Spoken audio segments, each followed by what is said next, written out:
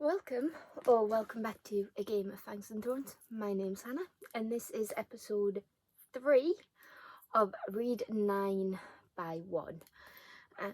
Housekeeping as usual. If you've seen my latest haul, which was an accidental haul that wasn't supposed to be there, you'll know that I recently bought a lot of books. Now, the book originally counting for this episode was The Beckoning Shadow by Catherine Blair. It's just here, just off camera, but I'm not going to talk too much about it because I've already mentioned it in the haul. So if you want to check it out, that video will be on my channel somewhere. But this next lot, again, I don't count page count or chapter count or anything like that. I just go by books. So we have the book basket. We like the book basket. Makes things easier. So I will try and run through these in order when I read them, but I can't make any promises because I can't remember when the last time I did a by 9 episode was. So we start with Crown of Coral and Pearl by Mara Rutherford. Just see if I can get my review in my bullet journal so I know what I'm talking about. Right, so I gave this 3.5 stars after reading. This follows Noah and Zadie, who are twins, in this little ocean village of Verinia in the country of Alara. In this world, the Verenians put an immense value on beauty, and because No, when she was younger, got stung by coral, she's been left with a tiny, almost imperceptible scar on her face. I think it's on her cheek, but because she is marred, she is imperfect and lesser than her sister Zadie. Now in Verenia, the Crown Prince is always looking for a bride, and for some reason he takes his bride from Verenia, and everybody assumes that it will be Zadie because Zadie is pretty, she's perfect. And No, until No was injured, it was going to be a tough competition between the two of them. So without wanting to spoil too much, but it's, as I suspected, it is Zadie who is chosen to marry the prince. However, Zadie doesn't want to do this. I mean, why would you? You're leaving everything you know to marry a stranger who only puts value on you for your beauty. So Zadie hatches a plot that could go desperately wrong, and it is No who is sent to the mainland. Upon reaching the mainland, she discovers that her fiancé Prince Seren is cold, unfeeling, and a bit of a bastard. But No grows closer to the brother Prince Talon, and it is just, you can see what's going to happen from there. I did think this was fairly enjoyable when I read it.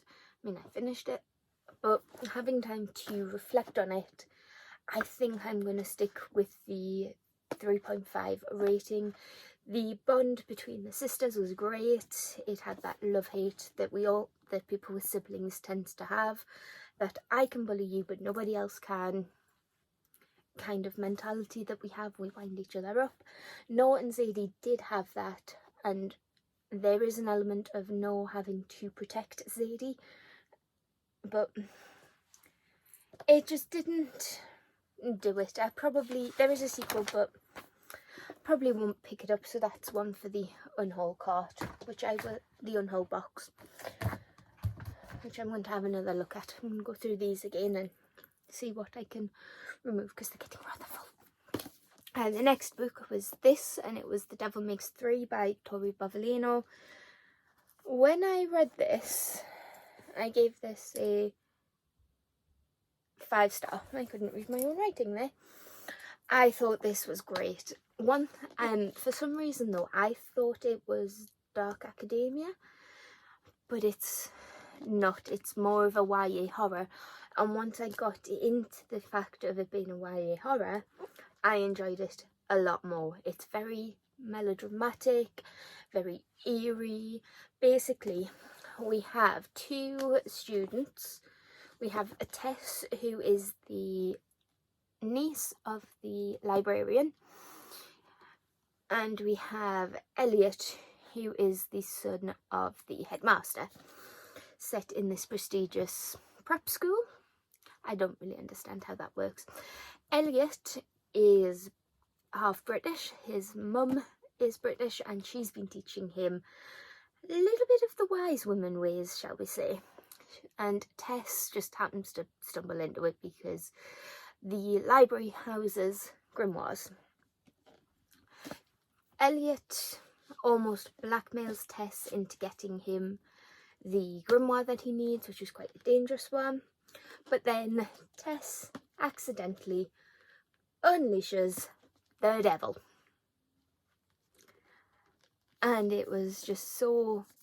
the romance built naturally, I think. It's not so much...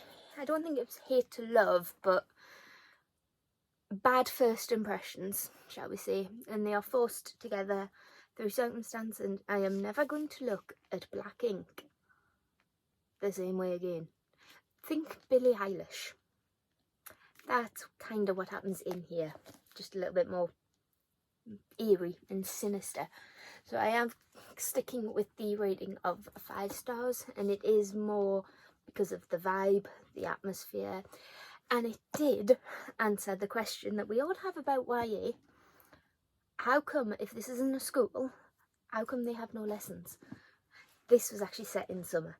Elliot came back early because of reasons, and Tess is still there because it's part of her conditions to the scholarship. So that was a nice little answer to that question. A very good workaround to the why aren't these kids in school.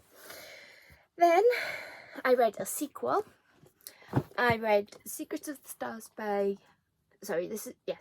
Stars by Maria Kuznia. This is the sequel to Ship of Shadows. I rated this 4.5.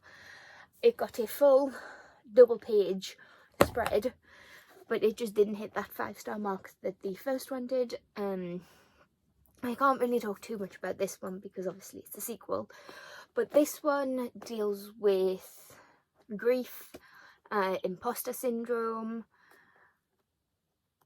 and the subject of belonging as well. So basically, in Ship of Shadows, we meet Aleha. It does tell you how you say her name, and I've forgotten already, I'm sorry. But we follow Aleha in Spain, and she doesn't want the life that has been set out for her. She wants adventure, and she's a bit of a puzzle solver linguist. And that linguistic ability puts her in the path of the Ship of Shadows captain, who then sort of kidnaps her, but it's not really a kidnap because Aleha agrees and she just doesn't want to go home. And I don't know what else to tell you because of spoilers, but the Ship of Shadows needs Aleha as much as Aleha needs the Ship of Shadows. This one wasn't as funny, but it was more heart-touching because there is that element of how do you deal with grief, how do you deal with subjects of belonging, and if you don't know the person or the family member or whatever that well, how do you grieve them when the people that you are with knew them really well?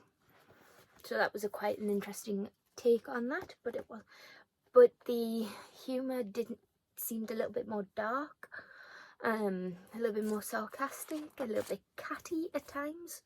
So it just wasn't for me. I am still well, the humour wasn't for me, I should say, but I did really enjoy this one, and I'm sticking with my rating of 4 stars. Then we have a 5-star book, another middle grade.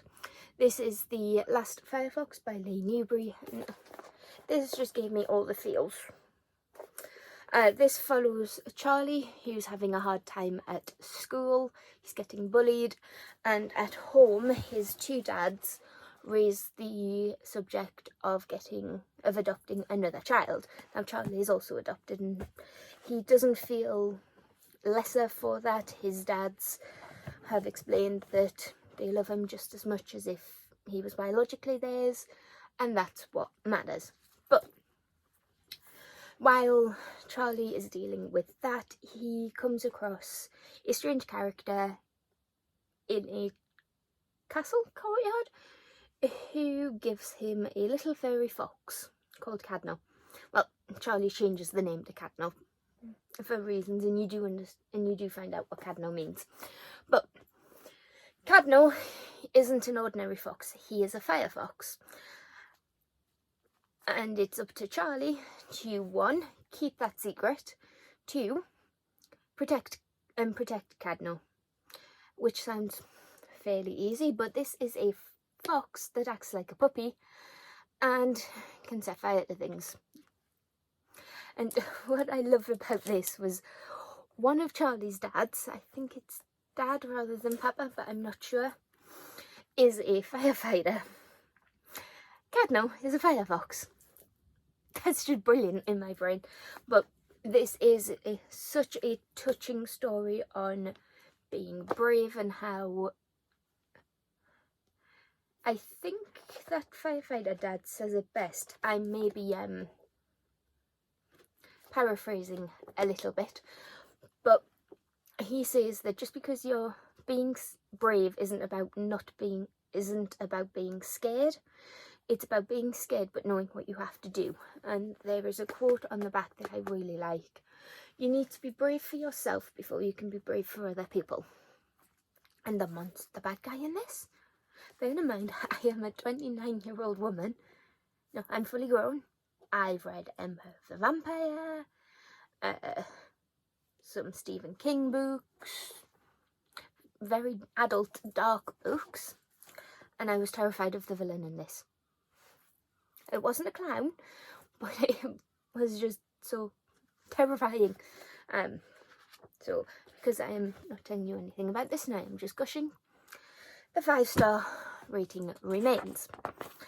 So next was Race to the Sun, which was another 5-star at the time of reading, by Rebecca Roanhorse, and oh my god, this was another one that was brilliant. I love reading about different mythologies, different cultures, different myths and cultural stories and things like that. This is Navajo or Native American. Can I say that? Can somebody please make sure I'm not insulting anyone? But this was Native American, following, I'm going to pronounce this right, following Nijoni? I apologise if I got that wrong, but I do have shorts on. It's just very hot. My shorts are just a bit short. But following Ngozi Bige, who can see monsters. And what happens is that her dad's new boss has taken a bit of an interest in Ngozi in a sinister way, because Ngozi and her brother Mac he's becoming interested in them because of the legend of the hero twins. The dad disappears, throwing the twins themselves into a mad rush to fix everything. And what happens next is a beautiful story about accepting yourself, forgiveness because the journey that needed to be taken. And to be honest, I'm only really rating this highly because we have a little horned lizard, and I can't remember his name, but he's cute. He's cute on here, and he's grumpy, and the native indigenous people call them Grandfather Toad or Uncle Toad.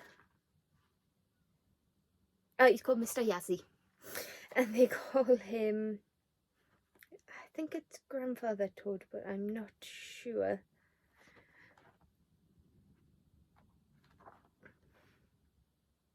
But yeah, he was so good. He was the sort of grumpy mentor in an adorable, cute, not cuddly, but cute package. And it just goes from there. It's very Percy Jackson because I felt like I learned a lot, but it's also very easy to read. There doesn't tend to be much on the page, and the native terms are explained at the back. We have like a little glossary and pronunciation guide, which I did appreciate, because I think when a character is mixed race, mixed heritage, they are going to code switch, and they aren't necessarily going to be able to explain what each term means. So by that I mean, if you are if you are bilingual, so if your first language is French and you come over to England, you are going to use French terms, or if you're speaking to somebody from France, you're going to use English terms in there, and they're not going to need to be explained because of context. And I like that this book did that. It felt natural, the speech, the terminology that was used. So I just hope that this becomes a series, because I would love to read more about Ngozi and what her heritage means for the world, and how she grows with that, how she comes to terms with what's happened in here, because she is such a strong, feisty character. She looks out for her brother, she looks out for her friends, and obviously, does she save the day? I mean, you can probably figure it out, it's a middle grade. But next one was a Kindle Unlimited, which is why I don't have it to hand, and that is Skullduggery Pleasant by Derek Landy. This is book 1 of 15 in the Skullduggery series, and I did read this when I was younger, but I'd forgotten a lot of what happened, so this was a nice little, it was on Kindle Unlimited. What more can I say? But I gave this 3 stars. Now, 3 stars isn't a bad rating, it's just an average rating, because this was a book that I read when I was younger and probably enjoyed a bit more when I was younger, the target age range. But in this we follow Skullduggery Pleasant, who is a bit of a wise talking detective with magic abilities, who's also dead. He's like a 6-foot skeleton or something, and he bumps into Stephanie Edgley, who is the niece of Skullduggery's recently departed friend, and for reasons, that uncle left everything to Stephanie. The family, Stephanie's parents, are okay with it. They just sort of think, well, why, and what we're going to do with the 2 houses that we don't need.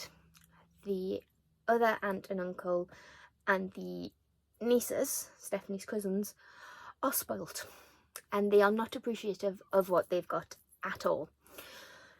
But amongst all of that family drama, Stephanie believes, and Skullduggery believes, that the uncle's death wasn't of natural causes, and they team up somewhat grudgingly to find out what the heck is happening. And it sounds much better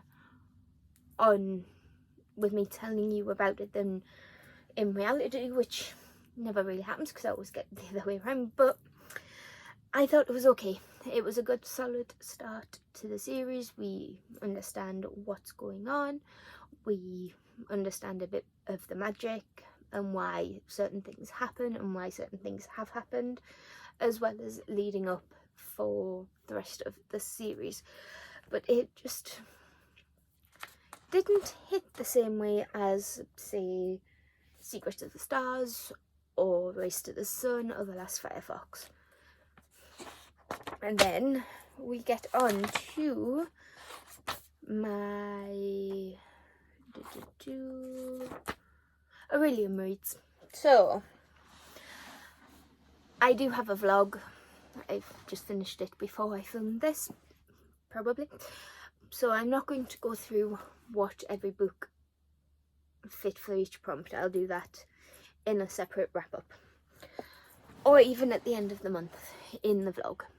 But next book I read was The Priory of the Orange Tree, and I think, I can't remember what rating I gave this. You'd think I'd remember these things, considering I've only just finished this. Well, not that long ago finished it. Right, I didn't give it a rating. Okay, so I think, I can't remember what I gave this when I first read it, but upon reflection I'm going to give it 4. For the size of it, it was very engrossing. I thought the pacing was just how it should be for a book of this size. You had your slow bits where we get to know the characters, and then you have your action plot driven bits that obviously drive everything forward, and I thoroughly enjoyed it. I loved the relationships between our main perspectives. The characters were flawed, so the relationships were flawed, which just felt real. I think by now everybody and their mother knows what this book is about, or at least you've heard enough to know whether you'll be interested or not. And let me add my 2 pence to this, my pennies for thought. This is a story of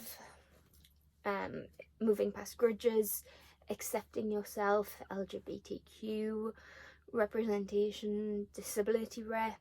We have quite a few characters in here who are disfigured in some way or have permanent disabilities. I think there are 2 characters off the top of my head who have amputations. And there's also a plague, which is always interesting, knowing what we've just been through. But I loved the dragons. I wanted more dragons, because I mean, when you put a picture of a dragon on here, that makes me assume certain things, which may be my fault rather than the books, because I've purposely not gone into this knowing as little as possible. I just knew dragons, east meets west, one side hates dragons, one side loves dragons, and ancient grudges have to be set aside for the good of the world. What more can I say? Then we have another Kindle Unlimited book, and that was Den of Vipers by K.A. Knight. And upon reflection, I'm going to give this a 3.5. The plot was meh. The characters were meh. But the smut was yes. But I don't read a lot of smut to say whether it was good smut, bad smut. But I enjoyed it. I mean, I did think the book could be over a couple of chapters before it actually was, because the plot had just ended and everything seemed to be wrapped up okay in my opinion. But it is what it is. It was a good introduction to smut as well. I'm going to stop saying that because it's very weird and I'm going to not like that word anymore. But last book for this little episode is Slay by Brittany Morris, and I'm going to give this 4 stars. I really enjoyed it. I think I read it in like 2 sittings. This follows Akira, who's one of the only black kids at her private posh school, and she's the only other black kids are her sister and her boyfriend.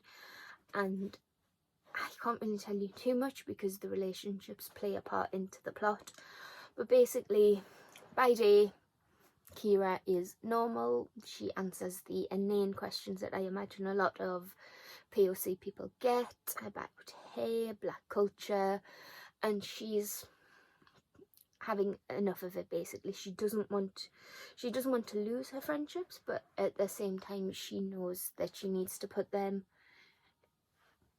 in their place, that she isn't the be all and end all about blackness and what is okay and what isn't. But I did like how Harper, who is Kira's friend, learns from what Kira has been saying and basically stops asking stupid questions. I mean, she probably still will ask stupid questions, but she's told Kira, look, if it's a stupid question, you don't have to be nice, just tell me, which I thought was amazing character growth from a side character. And then by night, Kira is the creator of a online VR card game that caters exclusively to blackness called Slay. Now, nobody knows that Kira is the creator, but then, and it sounds like such an amazing game. It's a safe space for black gamers. It's VR, which is always incredible. I love VR technology. And then thirdly, it's teaching black kids how to be proud of their heritage, which I think is something that I don't really see personally too much of. Maybe I'm just looking in the wrong place because, you know, excuse the hands because this is tan, but this is my natural colour. So maybe I don't need to be a part of the heritage pride conversations, but personally I need to understand that why we have Black Pride, Pride Month, Black History Month, that kind of thing, because everybody's entitled to their own joy. And I know black suffering is a thing, and I don't want to minimise that at all, but I think, and take this with a pinch of salt, because obviously if you look at my shelves you'll see that the majority are, which is something I am working on, the majority of authors that I have on my shelves are probably women or female presenting, white or British, European, or even American. So I have a limited knowledge and I hold my hands up to that. But I think it's important for everybody to be seen in literature. So it's nice to have some black joy stories. Now, we do need the black suffering stories for people like myself who don't live it. We need to understand it and experience it the best we can so we can empathise and move forward. But it's nice to see black joy. And what makes it even better is Kira is marginalised anyway, because she's black and she's female and she is in STEM. She's a game creator, she's a programmer, and that on its own is incredible. She's 17 and she does have help from my friend called Cicada, who was also in a similar position to Kira.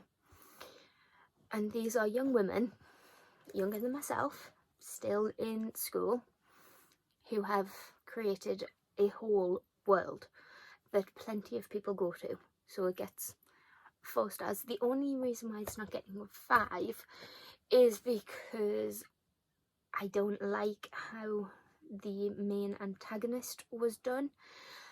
The author makes you think it's one person and that makes sense, and then they throw a spanner in the works and it's a bit like, whoa, a bit left field, a bit out of nowhere. Maybe if I reread it I would see the signs a bit more, but saying that, it was very well done. It just felt a bit heavy-handed.